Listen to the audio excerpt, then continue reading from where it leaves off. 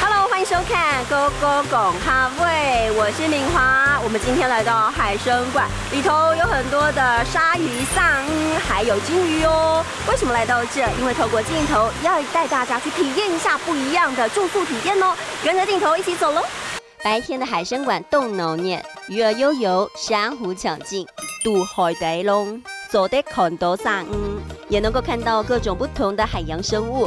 而海生馆里头，光是鲨就有6、7种不同的种类，让民众可以看个过瘾。我头顶有好多的鲨鱼哦，今天要教大家的客家单字就是鲨鱼。我们也特别请到海牛姐姐跟我们一起学这个客家单字鲨。白天可以让游客了解海底世界，不过夜晚的海底世界是什么样子，又有什么与众不同的地方呢？一般人很难想象，所以现在多了一种观光行程，让民众夜宿海生馆。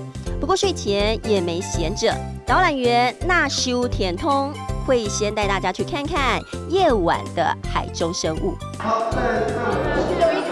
从白天看到晚上，可以吸收很多的知识，让民众觉得动甚起。其实小朋友来到这边呢，都会超兴奋的，因为晚上呢躺在这里的时候，头上都是这些鱼儿啊，跟他们一起进入梦乡。其实对小朋友来说都是很难得的回忆哦，非常特别的体验哦。没有错。不止参观，也能够亲自体验喂鱼的乐趣。而夜宿海生馆最特别的地方，就是夜晚可以跟鱼儿入睡，另外鲨也在眼前。而在海底龙铺好床，盖好棉被，就能够进入梦乡，跟鱼共眠。大家晚安。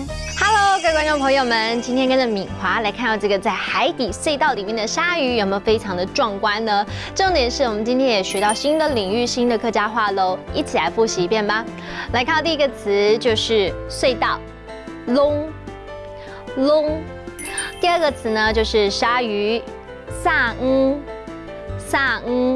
第三个来学到一整句话哦，来看到这句话就是在海底隧道可以看到鲨鱼。渡海大龍就得看到鯊魚，渡海大龍就得看到鯊魚。